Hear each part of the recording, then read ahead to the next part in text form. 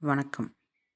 இன்னைக்கு நான் ஷேர் பண்ணுற விஷயம் என்னென்னா, ஒரு பெண் ஒரு பெண் வாழ்நாளில் எந்த மாதிரி வாழ்க்கையில் பிரச்சனையை சந்திக்கணும் அப்படிங்கிறத முதல்ல ஒரு தெளிவு இருந்தால் தான் அவங்க வாழ்க்கையில் வாழும்போது அந்த பிரச்சனைகளை பார்த்து அவங்க எப்படி அதை தீர்த்துக்கலாம், எப்படி அதுலேருந்து மீண்டு அவங்களோட வாழ்க்கையை வாழலாம் அப்படிங்கிற தெளிவு கிடைக்கும். அதுக்கு முதல்ல என்னென்ன பிரச்சனைகள் வரும், இந்த சமுதாயத்தை எந்த மாதிரி அந்த பெண்கள் நிலை வடிவமைக்கப்பட்டிருக்கு அப்படிங்கிறத அவங்களுக்கு முதல்ல புரிய வைக்கிறது நம்ம பெரியவங்களோட கடமை. அந்த வகையில் ஒரு பெண் குழந்தை உருவான காலம் தொட்டு அந்த பெண்ணோட இறப்பு வரைக்கும் சில பொதுவான விஷயங்கள் இருக்குது. அந்த அந்த பொதுவான விஷயங்கள் கூட இப்போ இந்த காலகட்டத்தில் பெண்களுக்கு சொல்லப்படலை.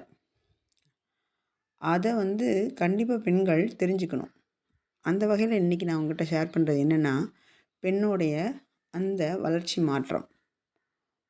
அதில் முக்கியமாக நான் தெரிஞ்ச விஷயத்தை உங்கள்கிட்ட என்ன ஷேர் பண்ணுற விரும்புகிறேன்னா, ஒரு திருமணமான ஒரு பெண் எப்படி அந்த வாழ்க்கையை வாழணும் அப்படிங்கிறது இந்த காலகட்டத்தில் சுத்தமாக தெரியல. அது பெரியவங்க சொல்லித்தரதுக்கும் இல்லை. அந்த பெரியவங்களுக்கே எப்படி வாழணுங்கிறது மறந்து போச்சுங்கிறத விட கால சுழற்சியில் மறந்துட்டாங்க. நிறைய விஷயங்கள் அவங்களுக்கு புதுசு புதுசாக வந்ததுனால எது சரி எது தவறுன்னு அவங்களால கிரகிச்சு அதை உணர்ந்து வாழ முடியல. அப்படி என்ன நான் சொல்ல போகிறேன் அப்படின்னு கேட்டிங்கன்னா, முதல்ல அந்த உடல் மனம் எப்படி வடிவமைக்கப்பட்டிருக்கு அப்படிங்கிறத தெரிஞ்சுக்கிட்டோம்னா, அதுக்கேற்ற மாதிரி முதல்ல தன்னை எப்படி ஒரு பெண் உணர்ந்து கொள்ளணும் அப்படிங்கிறது சில விஷயங்கள் இருக்குது. அந்த வகையில் உடலில் ஒரு திருமணமான ஒரு பெண்ணுக்கு முதலிலிருந்து அது எங்கே தொடங்குதுன்னா, ஒரு பருவ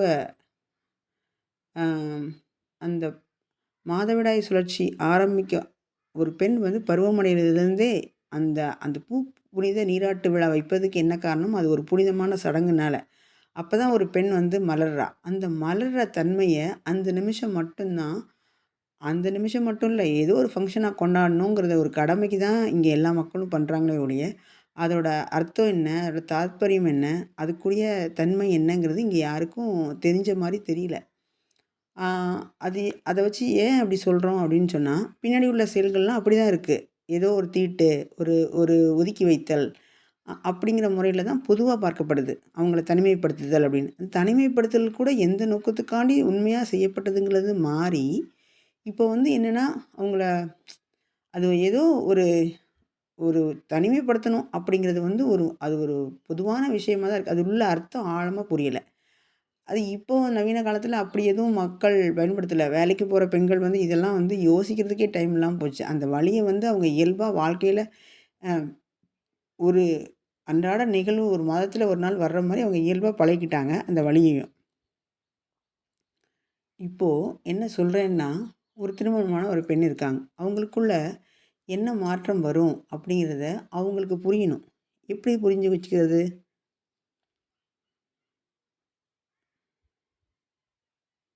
முதல்ல இந்த 28 நாள் சுழற்சி இருக்குது. இந்த 28 நாளுக்குள்ள நிலா அந்த சந்திரன் எப்படி ஒரு சுழற்சிக்கு ஏற்படுதோ, அது மாதிரி பௌர்ணமி மாதிரி ஒரு தன்மையும், அமாவாசை மாதிரி ஒரு தன்மையும் ஒரு பெண்ணுக்குள்ளே நடக்கும்.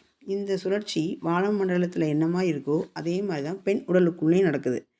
இந்த காலகட்டத்தில் எப்போ என்ன மாதிரி இருக்கும் அப்படிங்கிறத வானவியல் பூர்வமாகவும் அறிவியல் பூர்வமாகவும் அதோட இந்த உடலும் சேர்ந்து நம்ம மனத்தோட கலந்து விஷயங்களை பார்க்கும்போது என்னாகும் அப்படின்னா, ஈஸியாக அவங்களுக்கு புரிய வைக்க முடியும்.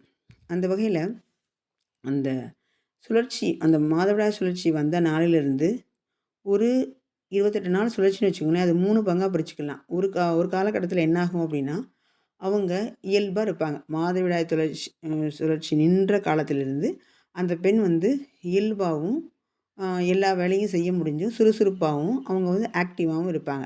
ஒரு 10 நாளுக்குள்ளே, அதிகபட்சமாக ஒரு வாரத்தில். அடுத்து என்னாகும் அப்படின்னு சொன்னால், அவங்களுக்குள்ள அந்த ஹார்மோன்ஸ் என்ன ஆகுது அப்படின்னு சொன்னால், அவங்களுக்கு அந்த கருமுட்டை உருவாக டைம் இருக்கிறதுனால என்னாகும் அப்படின்னா, அவங்களுக்கு அந்த செக்ஸுவல் ஹார்மோன் அந்த அந்த தூண்டி